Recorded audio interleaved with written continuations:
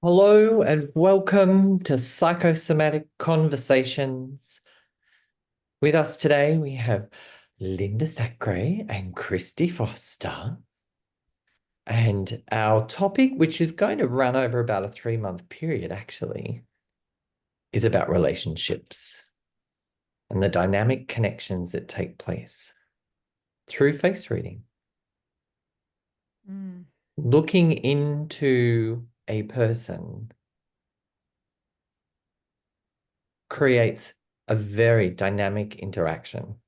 It enables us to identify how somebody is existing in life at this point in time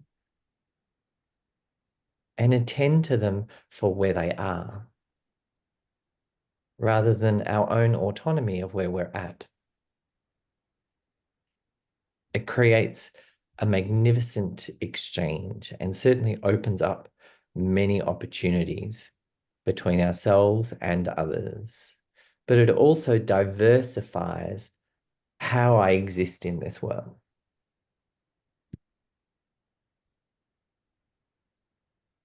Christy, what have you noticed about relationships and face reading? Well, last night I had a client that was so frustrated with her boss. And I asked her, I said, well, can I see a picture of her? And so she pulled up a picture because it's on a public site. And I was able to explain why she was frustrated because of how, of the face shape and of her boss and her face shape. Very simply, she nodded her head and she goes, no wonder that's so challenging. And and then we talked about the gifts of both hers and her bosses, and a 10-minute conversation changed her frustration level with her boss to something that she really could see that is possible. She doesn't have to fight against it because it's her boss's face shape, and the challenges she has are part of that. And yet, how to have a conversation with that face shape is what we talked about. So that person could hear her and she could feel understood instead of this, because it had been just this fighting against. And I love the opportunity to be able to share that with people so there's less conflict and more understanding for both parties Yeah, when we just have two. So it's such a wonderful gift, let alone comprehending personal the dance. relationships. Yeah, Mm. just love it. Linda. Yeah, I find face reading is one of the tools that I enjoy immensely working with clients, and in particularly couples. I mean, I enjoy the one-on-ones, but couples bring a completely new dynamic to how to read. And I guess when I first started to work with couples, it wasn't by choice. It was more at like expos or events where the husband or wife would sort of say, or partner would say, can we do this together? Can I listen to what's being said?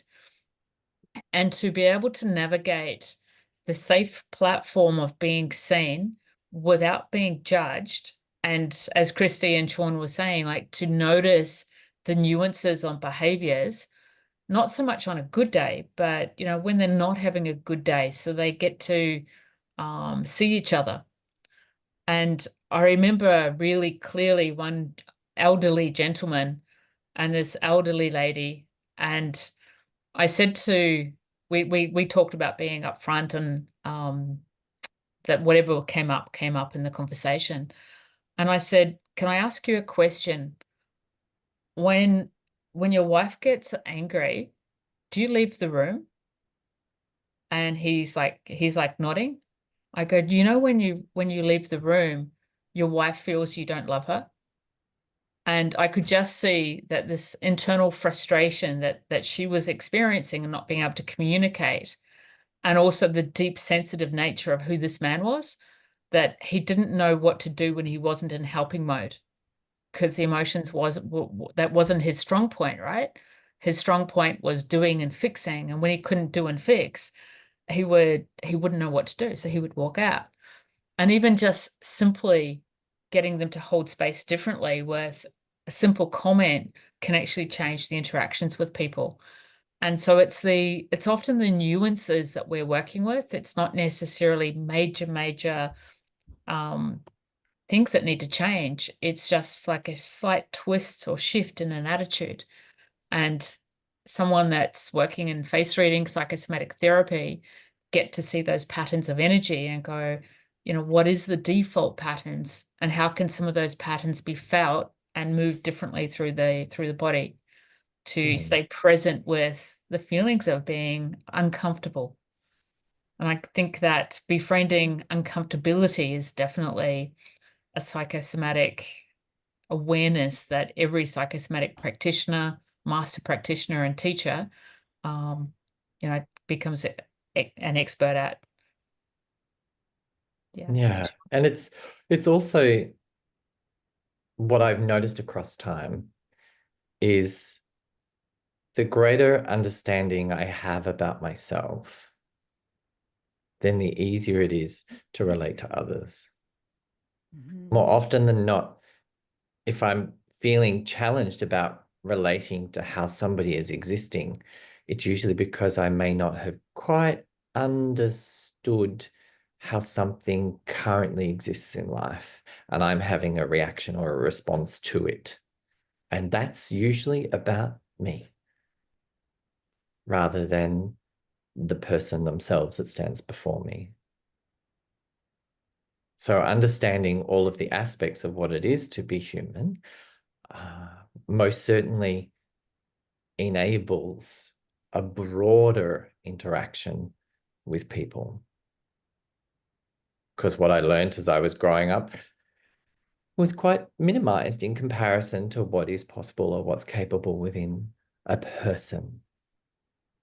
So it's being able to identify each of the different layers of how a person exists and how they occupy those places or spaces most certainly encourages a calling for the entirety of the entire person to come forward, rather than just a fragment or segment of who that person is or their habit of being who they are.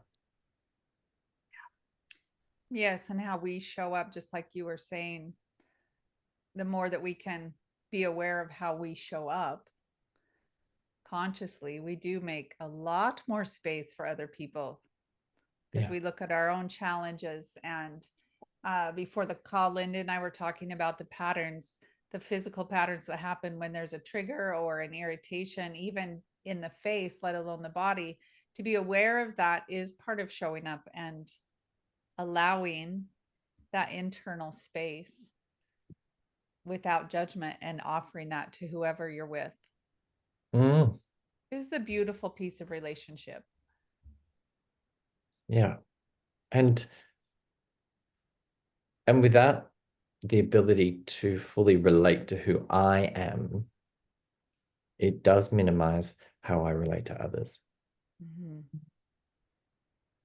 I remember the first time I heard someone from their perspective rather than my own, and recognized that my previous perception contained a lot of internal judgment that I was projecting out into the world, that other people were actually having this thought or this conversation around aspects of myself.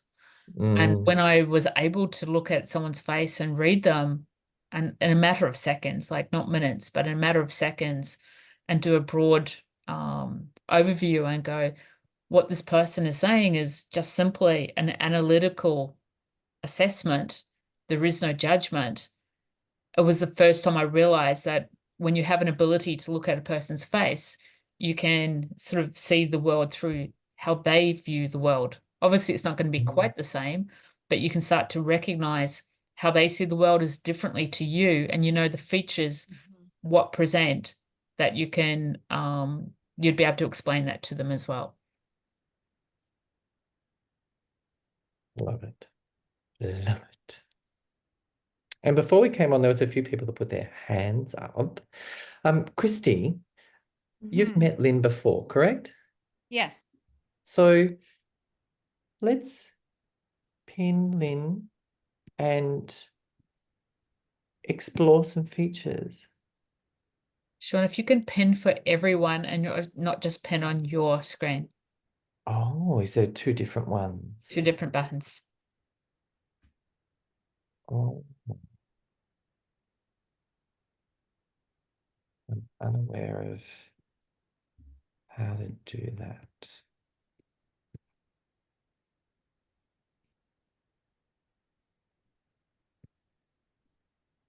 It might say spotlight for everyone. Yes, that's what I've just noticed.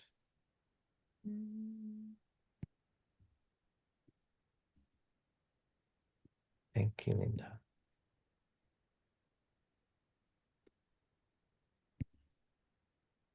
And There we go. then one more. Hi, Lynn. And there's Lynn. Thanks for coming to play. Well, you know what? It's wonderful because, in all fairness, Christy has done this with me once before, several years ago. And I've used it, in a limited sense. So, yes, I think it's wonderful fun. Oh, Really. absolutely. Yeah. Absolutely. So how about Sean, you and Linda go first since I know Lynn and they Okay. haven't had the pleasure.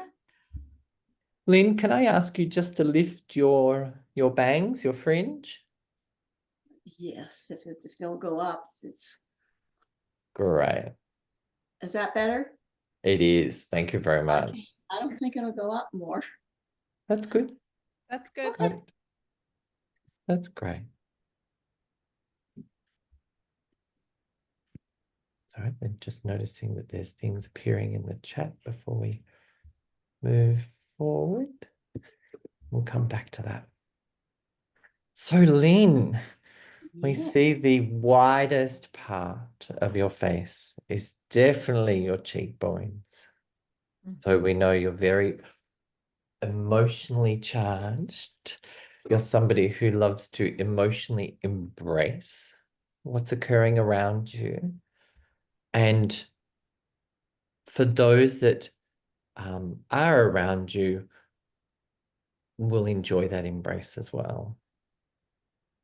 Because it's something that you're nurturing is your priority. Got it. And the older I get, I'm 89 now, the more it happens.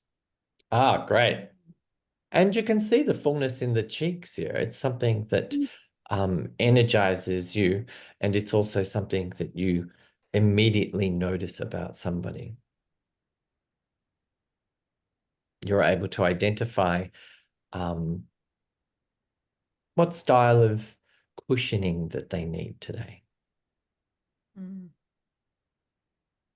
Linda. So combined with those beautiful cheekbones and the beautifully well fleshed face, people are going to trust you. You will have found that throughout your entire life, that there's a deep rapport built rather quickly, and sometimes ahead of schedule for the time that they've known you. Meaning, you may have spoken to them only for a few minutes, and they're sharing some deep secrets with you. And, this is because you've got the same feature with this being so full and so nurturing that I believe at an unconscious level, you send out a message to people, I am a safe person with your emotions. And the reason I say that is you've got no other feature that says a different story. So if you had other features that said a different story, then that would negate each other, but you don't. Everything that's in your face is congruent with that story. So that very deep ability to build rapport. Interesting, because it happens. Just, people just talk to me. Blurt it out. Yeah. See, I love people. Yeah. Well, that definitely shows in your features, Lynn. One thing I want to bring into notice is I'm looking at your face. We can see most of your eyelid, and your eye is very open, which it's another indication of the tendency to wear your heart on your sleeve. You have access to your emotions, maybe sometimes can be flooded by them. That can be the challenge of that much nurturing and the energetics of wanting to help and love people is high. And sometimes that could be overwhelming, Lynn. Not usually. No, not really, just your not capacity anymore. to love is high. Well, I've learned, I've lived so long that it just, yeah. I guess when you were younger, Lynn, was there a little bit of an exhaustion that went with that at times? I couldn't express it when I was younger. Yeah. I felt it and I didn't know how to show it. Yeah. I had to do lots of growth and get old. Get wise. You know what? I love being old. I don't like feeling old, but I love being old. Yeah. Old is wisdom if you want it. Yeah. So, yeah. The vitality in your face indicates how well you have held and retained to youthful attitudes and embraced some of the lessons that you would have learnt along the way, which is what Christy is talking about. So, yeah. Yes. And I hope I've got such nice skin at your age. I know, you look great. Well, I don't know. There's all of this down here, but oh well. And it's also it must be unique being you, Lynn, as well. When you watch others make decisions through terms of logic, you must stare at them and go, but what do you want? Well, not quite like that, but yeah, it's different because I don't do it that way. No, that's right. Right. I can't. Yeah. And I say that because it overlaps with what Jackie put in the chat. Jackie put in the chat.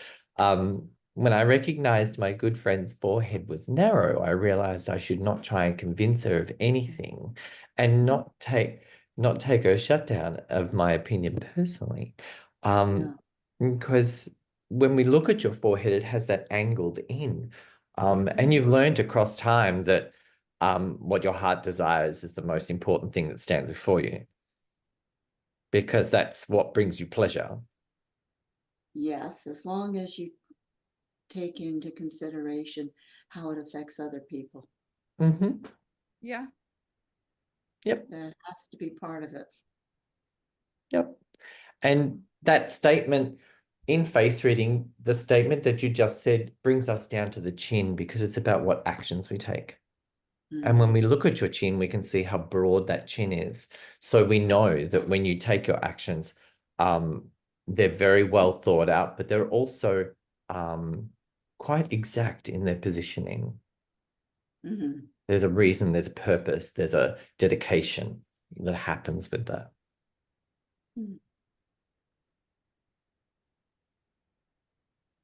Gorgeous. Is there anything that Christy or Linda would like to add here? I would just like to add, Lynn,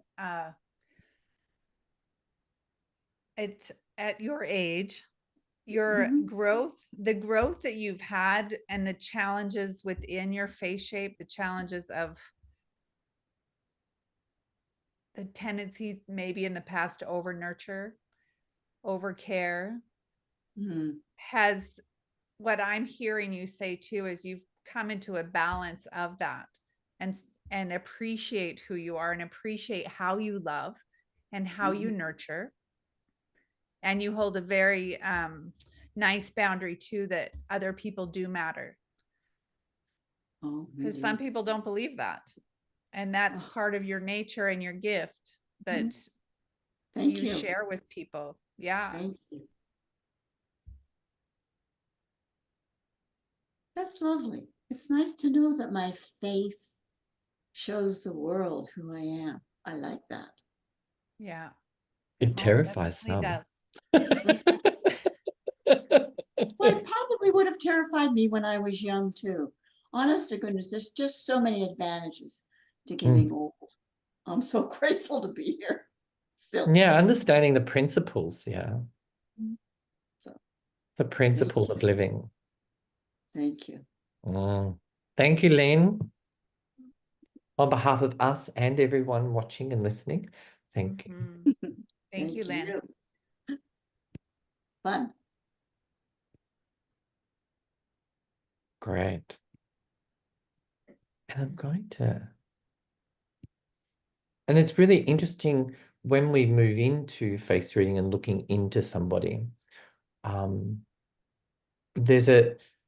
There's two different experiences going on. There's what we notice about somebody as practitioners, and there's also the experience of the client receiving.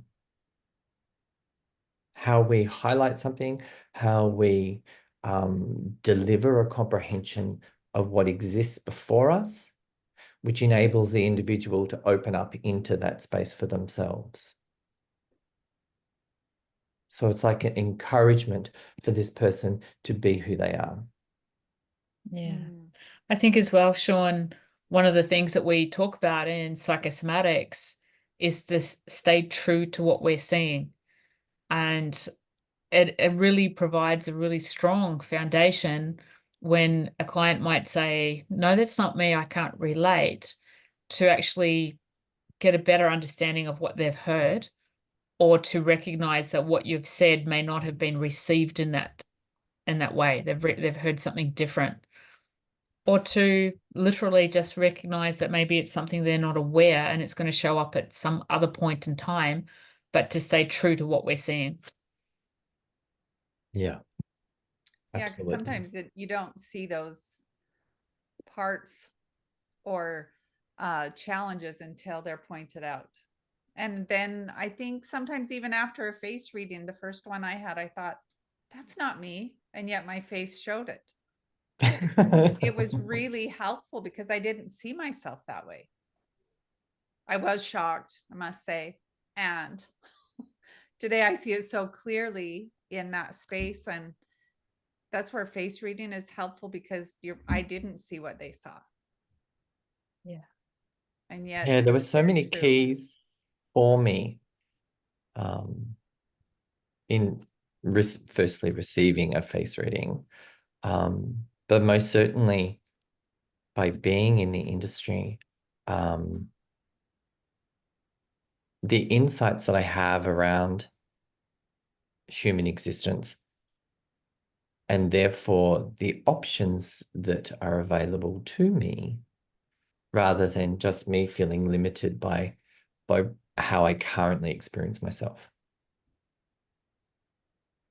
There's a diversity that opens up there because of the diversity that we see in others. What I see in others is an opportunity for me to consider how else to do something, how else to be with something, how else to consider life itself, rather than from the autonomy of my own structure and understanding. Sean, as I'm looking at your face, one of the questions we often get asked is, can your face shape change over time? And your face shape has changed so much from when I first met you. Yeah. And it's really nice to know that you can develop that resource and the resilience and yes, you can fill those spaces out. Yeah, like it's fantastic. And like sometimes when people have like square shaped faces that's holding a lot of tension in the jaw, as they release the tension and the frustration and the anger, the muscles start to change and the holding of the bone structure changes, which means that the jaw becomes more oval, which has a greater flexibility than a square shaped jaw. Yeah. Not that that was what you had. No, but it's growing into the aspects of who I am and developing those aspects. It's kind of like having a library and feeling more resourced. There's a lot more in the library now than there ever used to be. Yeah. And I know where it Doesn't that make goes. life easier? I know how it serves me. I'm able to utilize that wisdom, that resource in such a different way. Yeah. Shall we play with Yasmin? Yes. Yes. Hi, everyone. Hi, Yasmin. Hello, Welcome. Yasmin. Hey.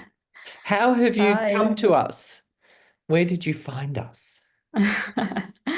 Actually, I was searching about psychosomatics. I did a lot of researches and finally I found your website. And then I signed up and I'm getting your emails. So it's my first time for me to join you. Oh, wonderful. Beautiful. That's fun. Yeah. That's awesome. So Yeah. with face reading, we usually start by looking at the overall face shape. And then we move through to the more finer features that are occurring. Because the overall face shape shows us part of the establishment that somebody resides in. So as we look at that establishment, we can notice if there's any corners, curves, angles, because the corners are quite masculine and logical in their form. The curves are very feminine and therefore soft and gentle, but also changeable and flexible. And when we have angles, we also have situations that might change their direction swiftly. So we know that when we're looking at your features, and it's very interesting with your headwear, we know that it creates an oval as well because of the way it sits and surrounds your face. So we know that that oval is very much about equality, looking for equality, knowing equality, looking for balance, understanding harmony, but also being active in that harmony that takes place around you.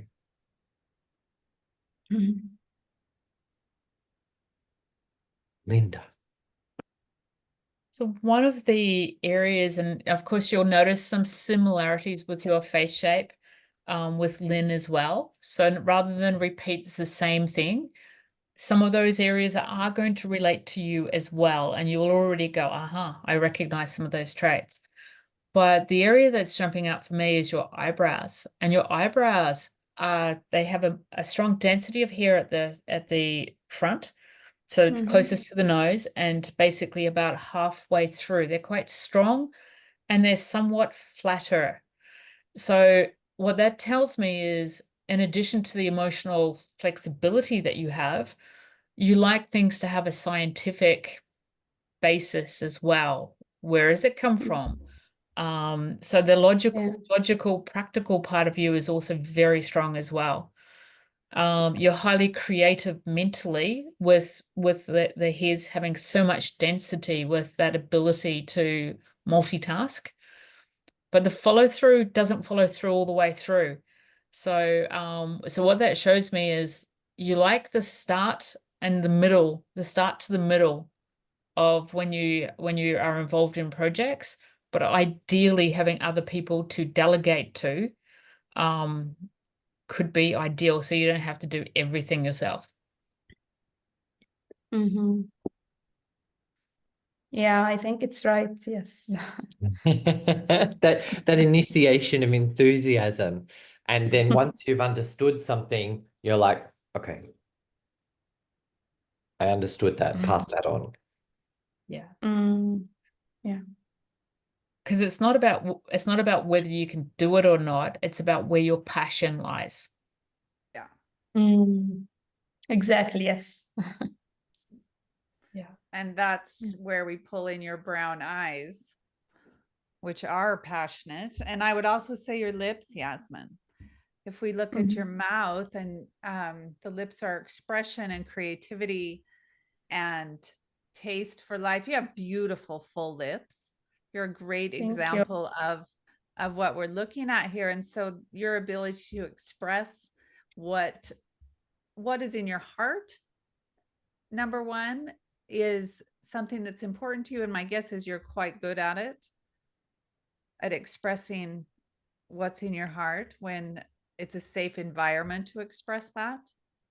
Yeah. Mhm. And Yeah. your heart has a lot of love in it. And that's where we see the tie-in, just so people can see the fullness in the cheek. Like Lynn had, your nurturing and love and capacity in your heart is great. And people know that you love them because you're able to express it based on your lips that I see as well. Mhm. And let me say, when you feel comfortable in that expression. Mhm. And I think you'll find that that has a pinnacle for you, because unification is something that you have your sights set on. And I say that because your nose is very community orientated. So when people come together and people unify, that's when you feel as if you are delivering the source of who you are. That's when you feel like you're in your purpose.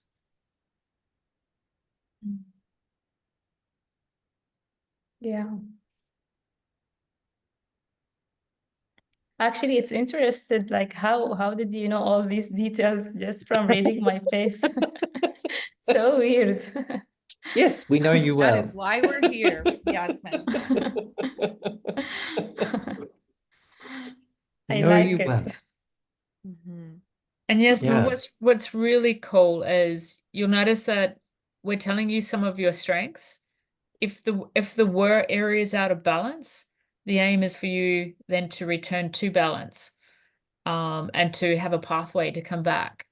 But often people don't recognize their gifts, and the things that we're saying to you, we're not making up to make you feel good.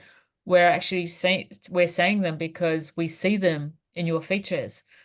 And you might think that the rest of the planet has the same gifts as you do, but actually they don't. Wow. Yeah. Actually, I'm passionate about like psychosomatics. I really want to go deep on it and I want to study it. I like how just from face reading, you got all these informations. Like, wow. And once we understand who we are personally, we can recognize how others relate to us. Yeah, their capacity to be able to relate to us or parts of us. Wow. And So we can get more information from reading the body, not only the face, right? correct. Yeah. Yes. Mhm. Yeah. The face Wow. is a reflection of the entire body. Mhm. Wow. And the body itself is the origin of that information. Mhm. Yeah. And learning psychosomatics for new people that are here, you do go through a mapping of your face. So you do learn all of those pieces and a mapping of the body. There Mhm. is not a piece left untouched in No. noticing everything about you, to your fingernails, to your toes, how your toes are, how your body is. It's a very comprehensive map of who are you, what are the gifts, the challenges, and gives you a much broader perspective to look through. Yeah. Quite How a do we beautiful modality. live within this biological vehicle? Wow. So welcome to our community, Yasmin. Thank you. Thank you so So much. glad you showed up today. Thanks for Thank coming you. to play. Thank you.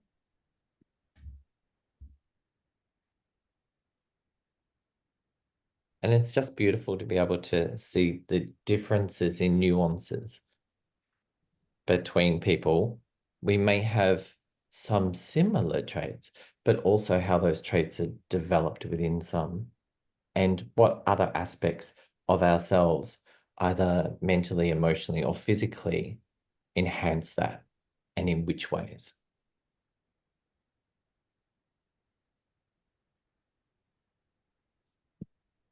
Oh.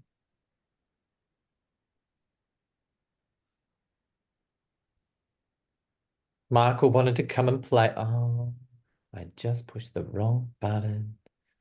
Michael, your face shape is changing as well. Lovely to see you. Happy to see you too. And I just want to say, everyone, if there's, I'm happy to be here and happy to play and participate. If there's someone else who hasn't had a reading or as recent as mine, I'd be more than happy to yield and allow someone else a chance. Did anybody want to put their hand up for that? Oh, really? And we'll still have time to play with anyone else. If there's a fourth person as well that wants to play afterwards, we've still got time.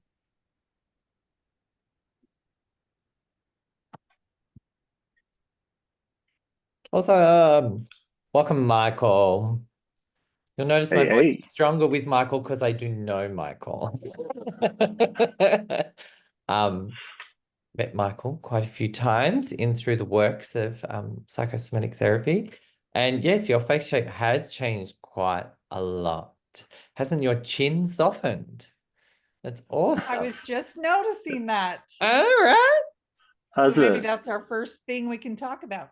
Yeah. So the chin is the place of what I would say enthusiasm. And it's a place where we deliver ourselves into or manifest into reality. So the shape of the chin shows us the style. And then the flesh of the chin shows us the emotional approach that we have. So as each of you are sitting there, you can already see the four of us, and you'll notice 4 different chins. Mm-hmm. So all those different approaches to how we connect with life. And we can see that with Michael's chin, it's very broad. So when he commits, everybody's going to know he's arrived. Yes? It's like kind of creating a wave in a pool. It's like there's this definition and exactness to how he commits to what he's doing. Yeah, and I see Michael's chin is also, it's oval. So it's not flat, it's very much oval, and it looks like it comes a little bit forward. So the oval chin that's forward is often, I refer to it as the advocate's chin. Not afraid to put yourself out, particularly if you see inequality, things that are not fair, particularly where other people are treated unfairly, to have like a reasonably strong voice if needed to stand up for those people and just go, this is not okay. So I refer to that as the advocate's chin. And I want to add into that, Michael, since you've been in our group for a little while, with the advocate's chin, would you say that you have been challenged in the past? Because we're talking about gifts and challenges in the face. The gift is advocating for others. In the past, has it been challenging to advocate for yourself? Yes. I find it easier to speak up for others than it is for me, especially in the past.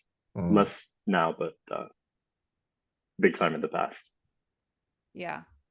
And in face reading, that is one of the beautiful parts of it, is what our soul is here to learn is in the perfect body to learn that. And so what you're saying, Michael, what I'm hearing you say is you are learning to advocate for yourself probably every day, because we do learn that. How am I existing in this body in a different way than I did a year ago? In advocating for myself. And that once you do that more often, it makes it much easier to do it for others, but also have boundaries within that, because there's more clarity between where you're at and where other people are at. Yeah, the refinement. Mm-hmm. Yeah, That's the what I'm fine seeing that's tuning. happening with you. Yeah. It's interesting that this came up because I find myself more and more advocating for myself more than I do for others now than in the past. And it just seems like it's more balanced Right. than Yes. in the past. Yes. Yes. Your living breath is for you. And that's often the way, Michael, what we do a lot of for others is the tendency of what we're also looking for ourselves. And then we realize how to apply it. Yeah. And our face shows us that.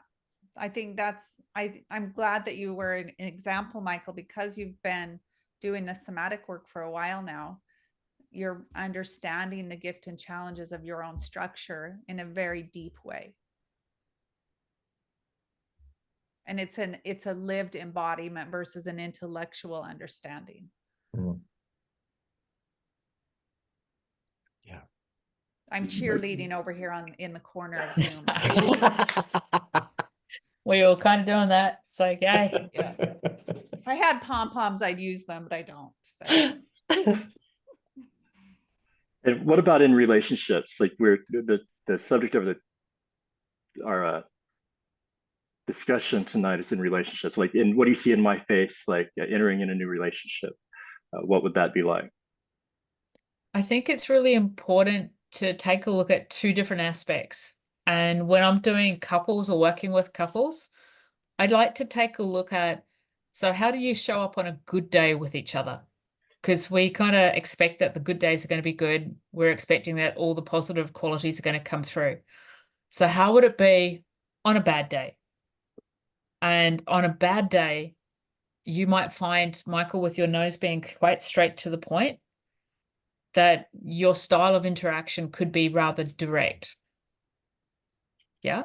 So once you start to become aware of the tendency, depending on the type of personality that you are attracting into your world, when they hear that directness, they may feel unloved. Yeah. And so by understanding on how is this going to present to you, it then allows you an opportunity of going, take a breath. This person needs from me to be heard a little bit more. Because when you go direct, you also go analytical, which I'm seeing with your straight eyebrows, right? So you go mind focused a little bit more. Does that make sense? Oh yeah, you nailed it in a situation that I'm in with someone that I see as a little bit sensitive, which is, this is reflecting a shadow, but I'll say something, an observation, and he'll just be like, well, damn, that was, he finds it as confronting when I'm being direct. And so I'm learning a new dance. Yeah. Yeah. And the way that you're able to hold stage isn't the way others occupy stage space. And I say that because it's kind of like when we're highlighting something about somebody, it brings them center stage. And relative to their ability to stand in that limelight will also be their ability to receive what's being said. So if somebody is highly sensitive, when you turn up the volume on things, they may actually prefer to withdraw rather than maintain that connection. Mhm. And then the question would be, when they withdraw, where do you go? What do you make that mean? Because then you're looking at the dance of the dynamics of that pattern. Mhm. So some of you may What I feel like notice. Go ahead. what I feel like I'm seeing is like a previous version of myself, which I'm interpreting as something in me that I'm denying I'm seeing in this person. So I'm trying to meet myself and this other person with love, and it's interesting. And Linda, Sean, those were both good points. Thank you, guys. Yeah, and that's what I was about to highlight as well. The relationships are profound when two people can hold an open, safe, innocent space between them where no harm comes to love.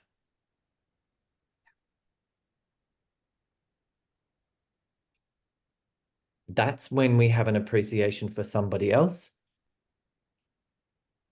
And that's also when we appreciate the relationship that we're having. Because it's safe for me to bring my innocence forward.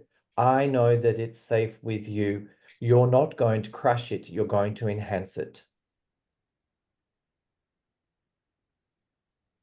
That's relating. Yes. My innocence is for me to care for and protect and look after, not give away to anybody else. I'm willingly sharing it with you. The way that you currently treat your own innocence is the way you're going to also treat mine. I hope that's become very refined by now. But that's what we're learning in our relationships with people. We're noticing their capacity to be able to lovingly address all parts of life. And that's part of the purpose of psychosomatics is if we haven't necessarily understood all the components of life, how can we know that we're relating to it lovingly? And that's what you'll notice, Michael, is each time there's a, there's this moment of, oh, how can I increase my appreciation of love in this moment? Yeah, rather than my ego or personality receiving a point for being right or wrong.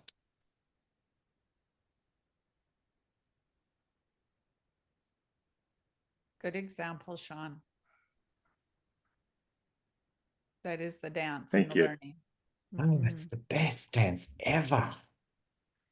Because there are many intense things that have occurred in our own history that we relate to, but there are also many new opportunities that stand before us.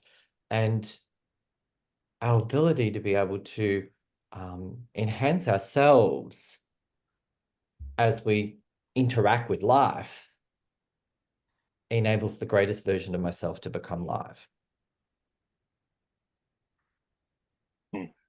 That's relating. And then I'm doing that with somebody else. Yeah. And then they're also learning how to do that as well. And that's where we have commitment.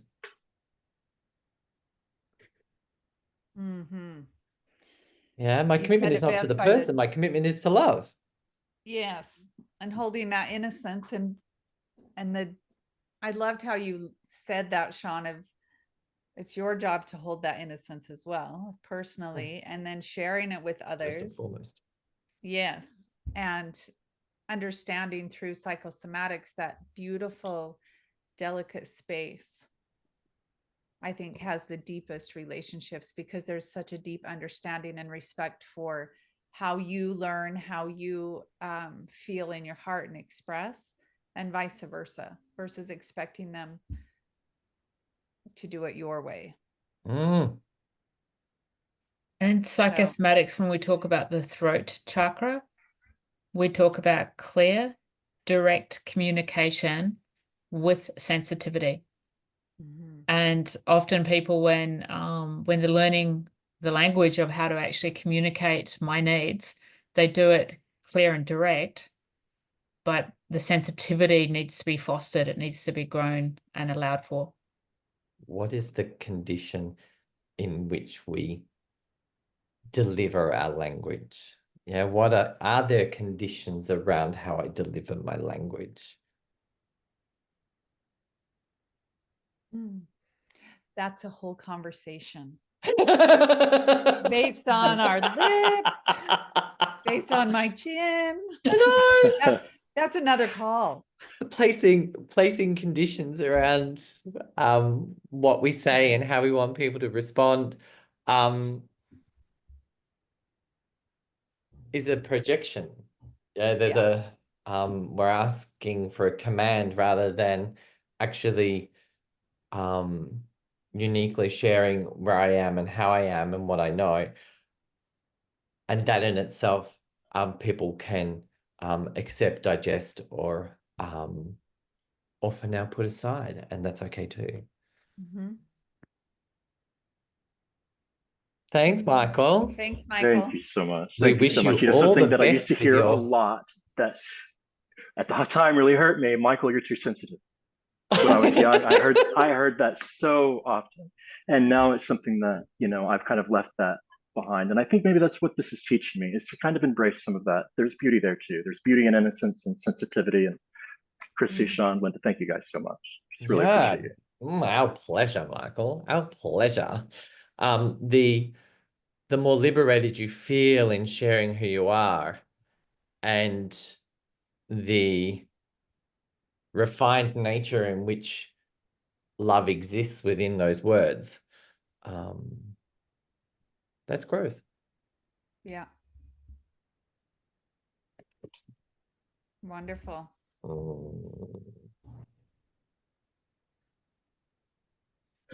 Awesome. We've had a lovely time today. We have. Maybe Maybe do we have any questions from anyone, or do we want to try and see if we would like another reading? What do we want? there's a hand. I thought we had one more person that wanted a reading. Gabrielle has put her hand up. Yes, I'm Gabrielle. just getting there now. There we go. Beautiful name. Hi, Gabrielle. Welcome.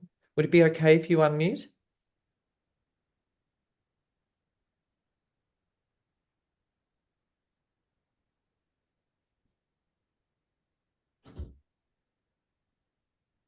I know it's tricky. Where does it all live?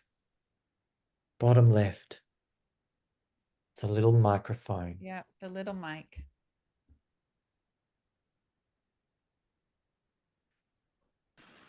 Did I do it? Yes. Yay. Sorry. Well done. Thank you. You're welcome. And where do you live, Gabrielle? In Mississippi. Mississippi? Nice. Mississippi. Got You've it. been to Mississippi on that Haven't been down beautiful that river. far yet. I've not been down that far yet. Great. Well, I will start with Gabrielle. It's funny, we have a theme tonight with cheeks.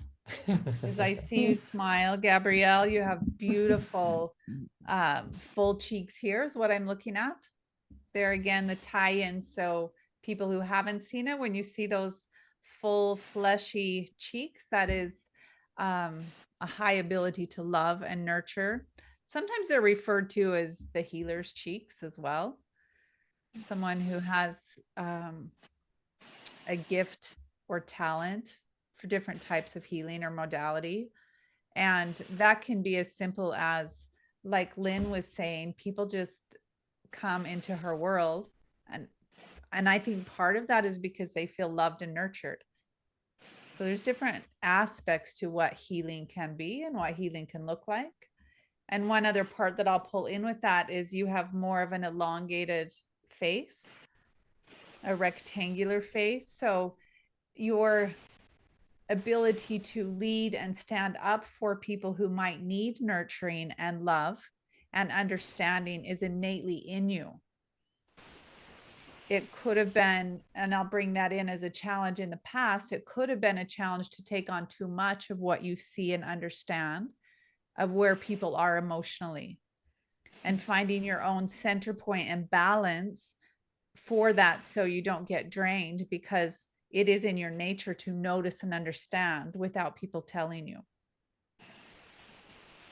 True. Linda. Yeah, I would say I agree with everything that Christy said.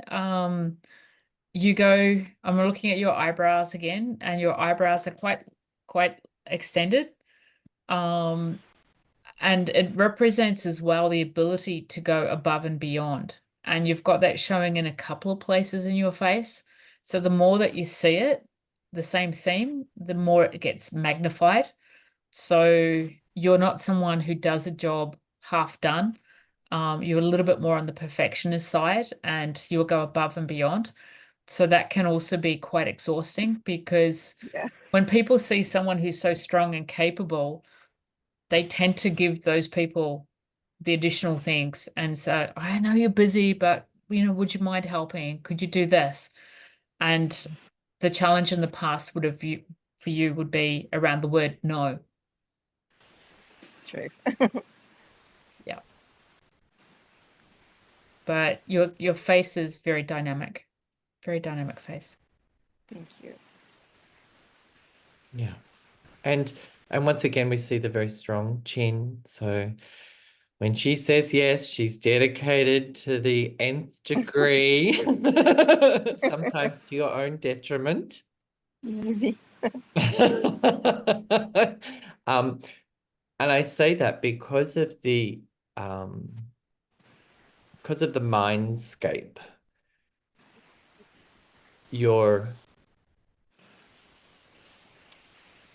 authoritarian style with yourself can be a little too forceful at times. And it doesn't quite take into account some of the more sensitive nature that resides within you. And then you become perplexed. You feel as if you have to choose between them or you. And unless you choose you, your body will tell you to choose you. Oh wow. Yeah, that makes a lot of sense. Right? Yeah. I describe it in a way where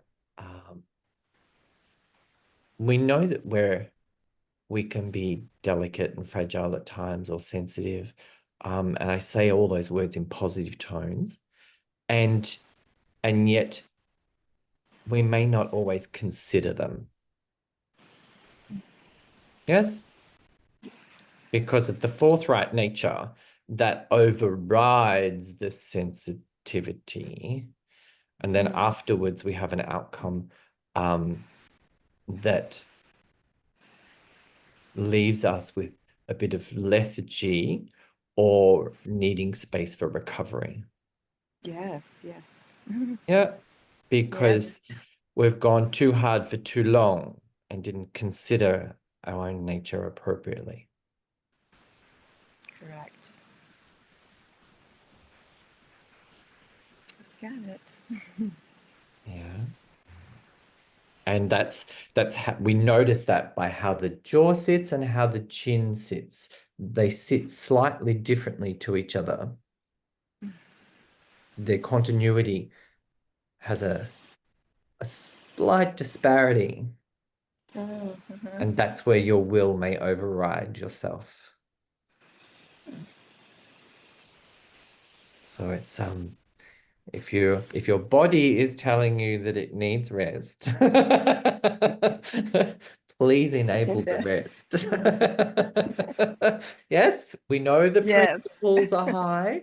We know that the dedication is essential, but it also requires all of your nature, rather than only some of it. Yes. Giving back some of the love you so freely give to others. back to yourself, and very consciously, I would say, noticing when you give it back, what might that feel like or look like, and to notice that more often would create a little more balance and less fatigue, to bring the consciousness into that. Mm. Okay. Does that make It's like sense? being in touch with the Perfect, yes. resource. Yeah. Yeah. Yeah.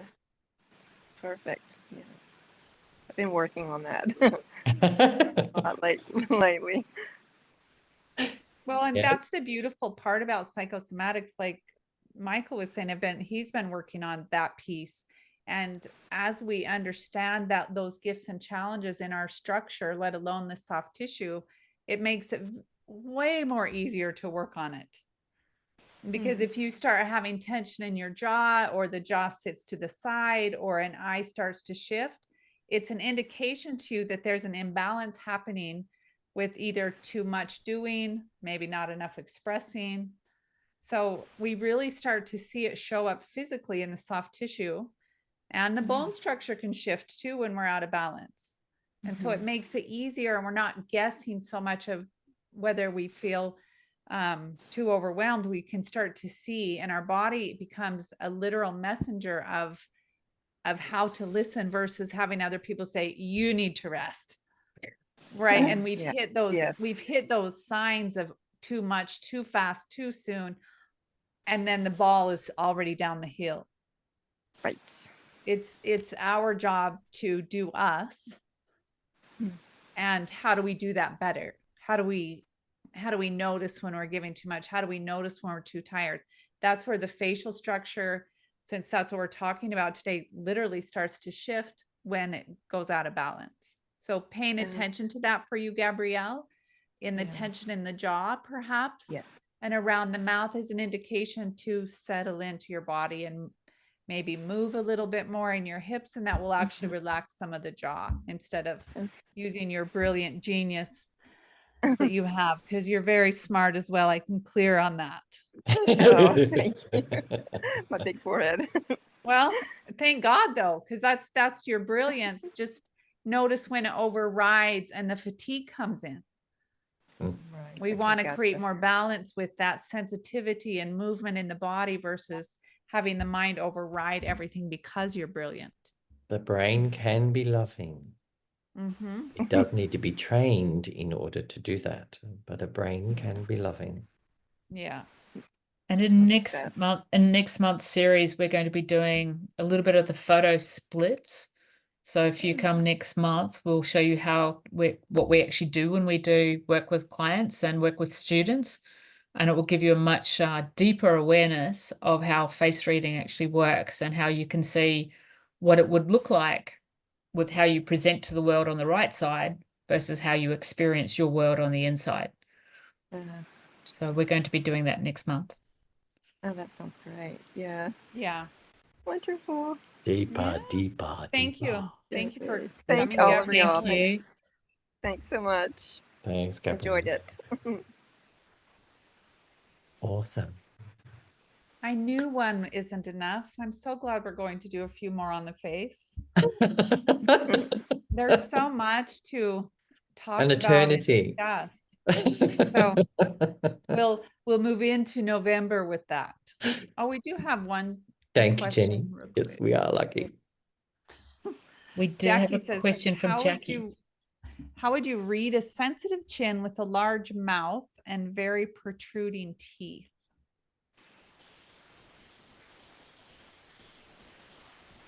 I love that. I would say for me, when I see that face, sometimes it can be the sensitivity is there, and also a little bit more of the extrovert in the teeth with it coming out, and the large mouth. There can be a little bit of push-pull internally about how they are showing up, how they want people to perceive them, especially how people are perceiving them is probably very different than how they perceive themselves, because you have a sensitive chin and you have an extroverted mouth. So it can be, if they're not aware of their challenges and gifts, I think it could be very challenging in relationships for that face shape and around how communication happens. That's my thought. And that's where numerology can sometimes support what we're seeing in the face. When I see two completely different themes, I will draw that to the attention of the client and say, I'm just going to explain to you how I see the two parts of your personality showing up, and let them explain to me how that conflict presents for them. Because if it shows in the bone structure as two different stories, those two different stories will show up in their life. So it's more not if they're going to navigate it, but how they navigate it. And once they have an understanding that they're actually potentially, it could be a soul lesson for them to learn how to navigate this, their greatest challenge becomes their greatest gift. Yeah. And relative to the current state of self-relating, those very strong teeth may want the world to obey their belief system rather than sharing their belief system. Question. Thank you, Jackie. I love it. I love it.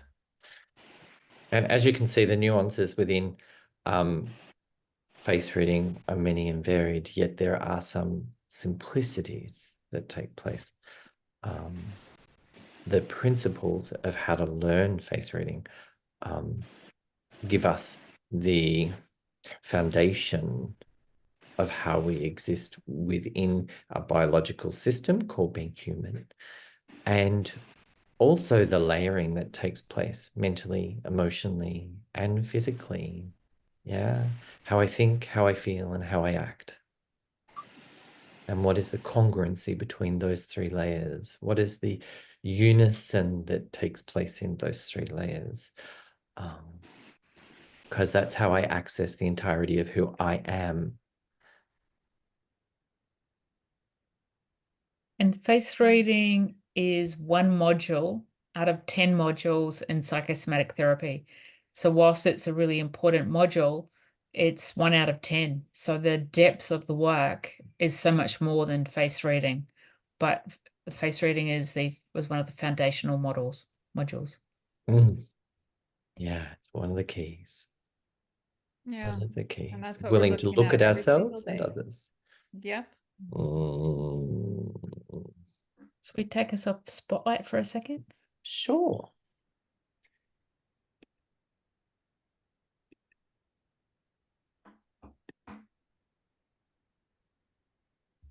Oh.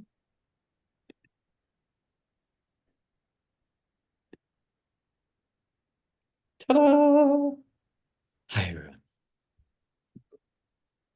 Thank you for coming to play today. Yes. Thank you, everyone. We hope to see you next month. And please feel free to share this with your friends. We want to grow our community, and that's how we grow, is by you sharing and inviting people into the group, sharing the video. We really appreciate it that you can do that. So thank you. Thanks, everyone. Okay. Bye, everyone. Good night. Bye. Thank Good you. Thanks so morning. much. You're very welcome. Bye.